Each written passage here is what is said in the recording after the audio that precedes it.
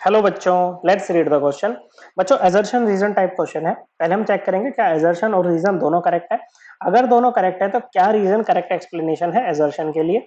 तो असर्शन में कह रहा है कि दी ऑर्बिटल डायग्राम, ये जो ऑर्बिटल डायग्राम हमें दे रखा है बच्चों, it violets both the poly exclusion principal and holes rule. देखो बच्चों, ये कह रहा है कि भाई ये जो ऑर्बिटल डायग्राम दे रखा है ना, ये Pauli exclusion principle as well as होल्स रूल दोनों को वायलेट कर रहा है बच्चों। तो अगर हम बात करें बच्चों पॉली एक्सक्लूजन प्रिंसिपल की, तो ये क्या कहता है बच्चों, ये कहता है कि an orbital can have maximum 2 electrons and they must have opposite spins. Okay, एक ऑर्बिटल में ना केवल 2 ही इलेक्ट्रॉन रह सकते हैं और दोनों इलेक्ट्रॉन्स की जो स्पिन है ना वो ऑपोजिट होनी चाहिए। या इस स्टेटमेंट को हम ऐसे भी कह सकते हैं बच्चों कि एक एटम में कोई भी 2 इलेक्ट्रॉन ऐसे नहीं होंगे जिनके चारों quantum number, principal quantum number, azimuthal quantum number, magnetic quantum number और स्पिन क्वांटम नंबर, ये चारों के चारों सेम हो। ऐसा कोई भी नहीं होगा बच्चों, ऐसे कोई भी 2 इलेक्ट्रॉन नहीं होंगे एक सेम एटम में बच्चों। तो हम देख पा रहे हैं बच्चों यहाँ पर इस ऑर्बिटल में क्या है बच्चों, जो 2 इलेक्ट्रॉन है बच्चों, ये वाले जो दोनों इलेक्ट्रॉन है इनकी स्पिन सेम हो गई, मतलब इनका स्पिन क्वांटम नंबर सेम हो जाएगा बच्चों।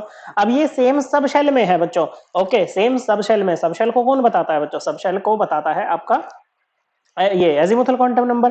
तो एजी देखो, एक तो सेम सब शेल में है तो ऑब्वियस सी बात है कि इनका principal quantum number n same होगा दोनों का। ओके बच्चों, इन दोनों का एन सेम है। ओके, इनका एल एजीमुथल क्वांटम नंबर भी सेम है क्योंकि सेम सब शेल में, सेम ऑर्बिटल में है तो मैग्नेटिक क्वांटम नंबर भी सेम है बच्चों। और सेम स्पिन है तो स्पिन क्वांटम नंबर भी सेम है, चारों सेम हो गए। ये होना नहीं चाहिए था, तो क्या हो गया बच्चों, पॉली एक्सक्लूजन प्रिंसिपल आपका यहाँ पर वायलेट हो चुका है। क्या हो चुका है बच्चों, पॉली एक्सक्लूजन प्रिंसिपल यहाँ पर वायलेट हो चुका है बच्चों। तो इतनी बात तो सही है। अब हुंस रूल के लेके चेक करते हैं बच्चों। हुंस रूल क्या कहता है बच्चों, हुंस रूल ये कहता है कि इसको हम हुंस रूल ऑफ मैक्सिमम मल्टीप्लिसिटी कहते हैं बच्चों। ये कहता है कि electron pairing in p d and f orbitals cannot occur until each orbital of a given shell contains 1 electron each or is singly occupied। देखो ये s को नहीं कहता क्योंकि s में तो पहले एक आएगा फिर दूसरा आ जाएगा बच्चों, ये तो s में हो गया, s सब शेल में। लेकिन जैसे p सब शेल है या d सब शेल है या f सब शेल है जहां पर एक से ज्यादा ऑर्बिटल है, तो इसमें ये कह रहा है कि जब हम फिलिंग करेंगे ना तो पहले सबको सिंगली फिल्ड करेंगे, उसके बाद हम इनमें पेयरिंग स्टार्ट करेंगे। क्या करेंगे बच्चों, उसके बाद इनमें पेयरिंग स्टार्ट करेंगे।